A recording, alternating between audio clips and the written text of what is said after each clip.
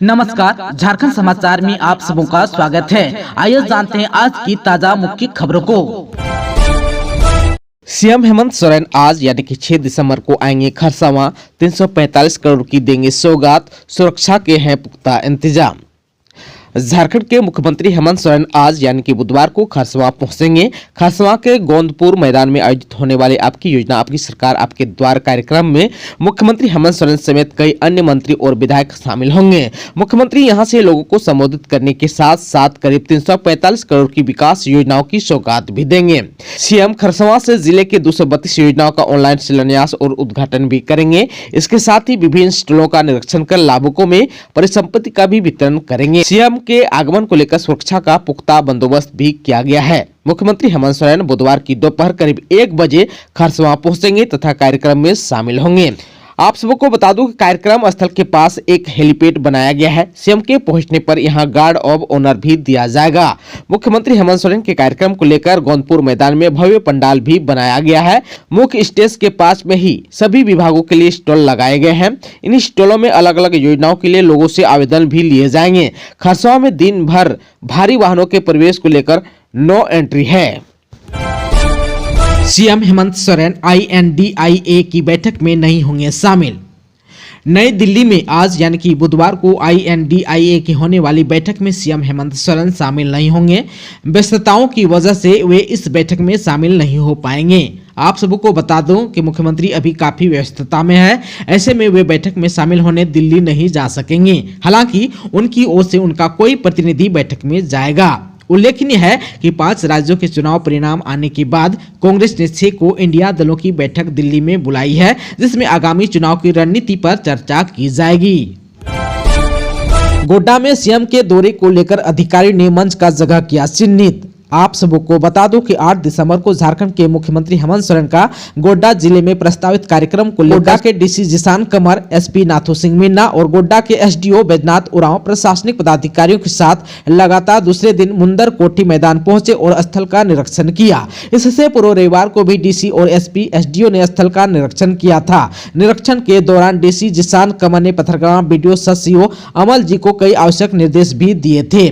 DC और SP ने मुंदरकोठी मैदान में मंच का जगह सुनिश्चित किया, साथ ही हेलीपैड का रेखांकन भी कराया। इधर मुंदरकोठी मैदान में मंच निर्माण और टेंट खोटा लगाने का कार्य प्रारंभ कर दिया गया। मौके पर BPRO सुदर्शन प्रसाद, पुलिस निरीक्षक मुकेश पांडे, थाना प्रभारी कश्यप गौतम दलबल के साथ मौजूद थे।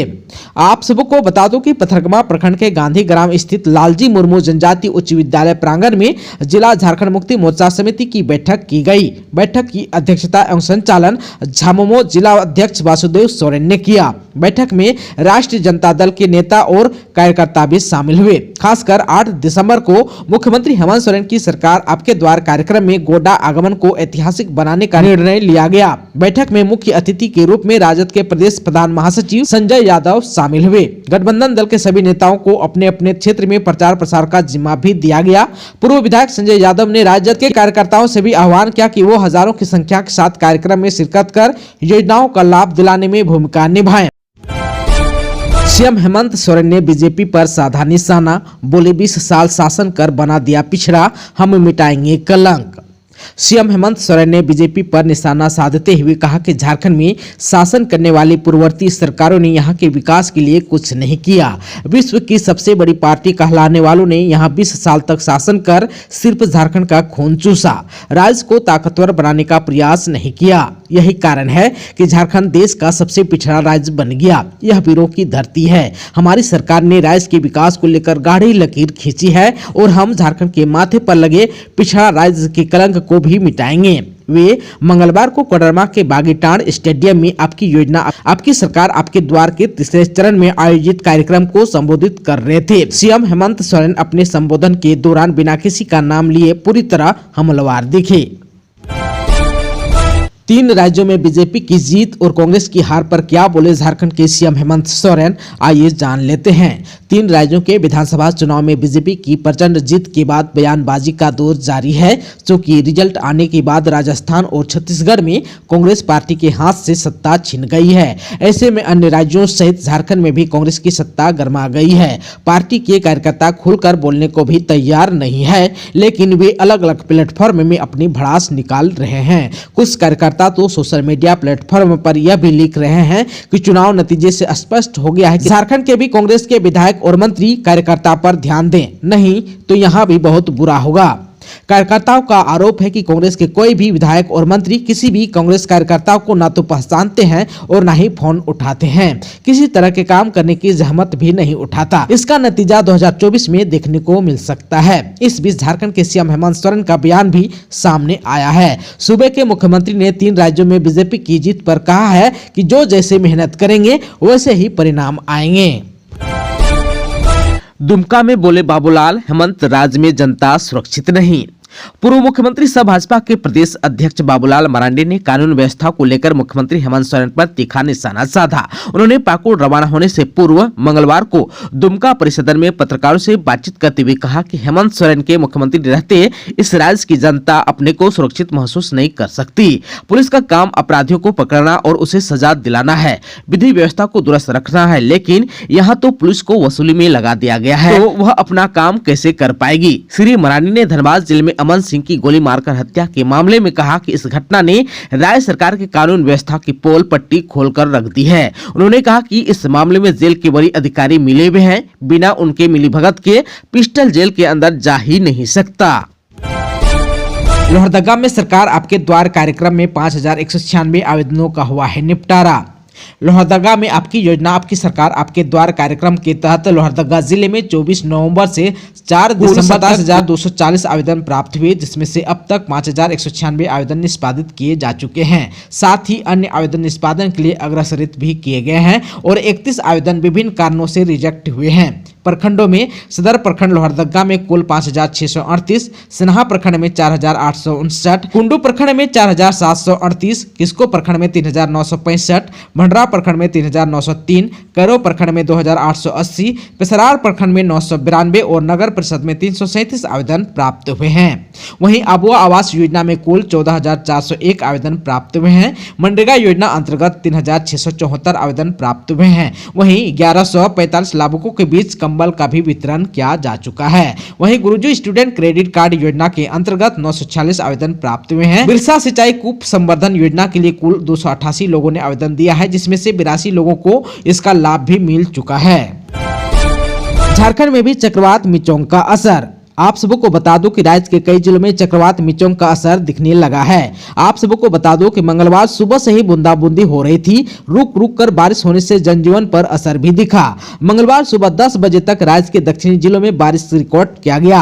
खुट्टी के तोरपा प्रखंड में सबसे अधिक 9.6 मिलीमीटर बारिश रिकॉर्ड किया गया, जबकि सिमडेगा में 9.5 मिलीमीटर बारिश रिकॉर्ड किया गया, जबकि कोलेबरा में 14.2 मिलीमीटर बारिश दर्ज की गई। वहीं गुमला, किरीबुरू, रामगढ़, पश्चिमी सिंहभूम, रांची में औसतन 0.5 मिलीमीटर बारिश रिकॉर्ड दर्ज किया गया। आप सबको को बता दूं कि रांची मौसम केंद्र के प्रभारी निदेशक अभिषेक आनंद ने बताया कि 6 और 7 दिसंबर को राज्य के करीब सभी हिस्सों में हल्के से मध्यम दर्जे की वर्षा हो सकती है। 8 दिसंबर तक बादल छाए रहेंगे, इससे न्यूनतम तापमान चढ़ा रहेगा, जबकि बादल की वजह से अधिकतम तापमान गिर सकता है। आप सबको बता दूं कि राज्य के दक्षिणी और निकटवर्ती मध्य इलाके में यानी कि पूर्वी सिंहभूम, पश्चिमी सिंहभूम, सरायकेला खरसावां, सिमडेगा, रांची, खूंटी, रामगढ़, हजारीबाग जिला में बारिश हल्के से मध्यम दर्जे की हो सकती है।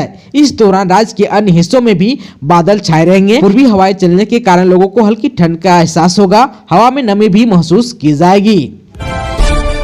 अमृत भारत स्टेशन योजना में शामिल हुआ पतरातू, बढ़ेगी अब सुविधाएं। पतरातू रेलवे स्टेशन को अमृत भारत स्टेशन योजना में शामिल कर लिया गया है। अमृत भारत स्टेशन योजना में शामिल करने की अनुशंसा सांसद जयंत सिन्हा ने की थी। इस योजना के तहत रेलवे स्टेशनों और हॉल्ट का अपग्रेडेशन, विस्तारीकरण और सुंदरीकरण का कार्य किया जाता है। रेल मंत्रालय ने इसके विस्तारीकरण और सुंदरीकरण के लिए प्रथम फेज में लगभग 5 करोड़ रुपए की स्वीकृति दे दी है।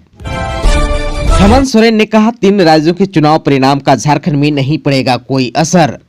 आप सबको बता दूं कि झारखंड के मुख्यमंत्री हेमंत सोरेन ने कहा है कि 3 राज्यों के चुनाव परिणाम से झारखंड में कोई असर नहीं पड़ेगा। उन्होंने कहा कि ऐसी स्थिति पहले भी आई है और पहले भी ऐसी संभावनाएं दिखी है, उस वक्त भी कोई असर नहीं दिखा गया था। उन्होंने कहा कि जो जैसा मेहनत करेगा परिणाम वैसा ही आएगा। श्री सोरेन गिरिडीह में पत्रकारों से बातचीत कर रहे थे। पत्रकारों के एक सवाल के जवाब में उन्होंने कहा कि बोलने की स्वतंत्रता सबको है, जनता जो निर्णय करती है उसे दुनिया देखती है। गिरिडीह में रेड क्रॉस सोसाइटी का चुनाव 17 दिसंबर को, नॉमिनेशन जारी। रेड क्रॉस सोसाइटी गिरिडीह शाखा की 10 सदस्यीय कार्यकारिणी समिति के गठन को लेकर चुनाव की प्रक्रिया शुरू हो गई है। चुनाव की तिथि 17 दिसंबर को निर्धारित की गई है। वहीं मतगणना भी इसी तिथि को होगी। नामांकन की प्रक्रिया 2 दिसंबर से ही शुरू हो गई है, जो आज यानी कि 6 दिसंबर तक चलेगी। चुनाव को लेकर रेड क्रॉस सोसाइटी के पूर्व पदाधिकारी और वर्तमान के पदाधिकारियों के बीच गुटबाजी भी काफी तेज हो गई है। अभी से ही सभी लोग अपने अपने उम्मीदवारों को जिताने में जुट गए हैं। बता दें कि चुनाव को लेकर नाम वापसी की तिथि 7 दिसंबर यानी कि कल निर्धारित की गई है। नाम निर्देशन पत्र की समीक्षा एवं निर्वाचन के लिए अंतिम सूची का प्रकाशन 8 दिसंबर को किया जाएगा। मतदान 17 दिसंबर को सुबह 10 बजे से 2 बजे तक होगा और 3 बजे के बाद मतगणना भी होगी। गिरिडीह में पुल से नीचे गिरी युवती, स्थानीय युवकों ने इलाज के लिए लाया सदर अस्पताल। आप सबको बता दूं कि पावर हाउस स्थित उसरी नदी पर बने पुराना पुल से मंगलवार की शाम एक युवती गिरकर गंभीर रूप से घायल हो गई। स्थानीय युवकों ने आनंद फानन में युवती को इलाज के लिए सदर अस्पताल में भर्ती कराया। युवती की पहचान मुफस्सिल थाना क्षेत्र के शीतलपुर की साबो कुमारी के रूप में की गई। घटना के बाद युवती की मां सदर अस्पताल पहुंची। घटना के बाबत बताया जाता है साबो कुमारी की शादी हो चुकी है, लेकिन पति ने उसे छोड़ दिया है। वह अकेले काम करके परिवार का भरण पोषण करती है। हर दिन की तरह मंगलवार को भी साबो पुराना पुल के पास बने मंदिर में भगवान के दर्शन करने के लिए आई थी। मंदिर में भगवान के दर्शन करने के बाद वह पुराना पुल से ही गुजर रही थी। इसी दौरान उसका पैर फिसल गया और वह गिर गई। निर्माणाधीन पुल के पास मौजूद गार्ड की नजर उस पर पड़ी और उसने इसकी जानकारी मंदिर के पुजारी और स्थानीय युवकों को दी, जिसके बाद स्थानीय युवकों ने युवती को इलाज के लिए सदर अस्पताल पहुंचाया है। दोस्तों, अभी तक आपने चैनल को सब्सक्राइब नहीं किया है तो प्लीज चैनल को सब्सक्राइब कर बेल आइकन को प्रेस कर दीजिएगा, ताकि खबरों का अपडेट आपको मिलता रहेगा। इसके साथ ही आज के खबरों में बस इतना ही। हमें दीजिए इजाजत। नमस्कार।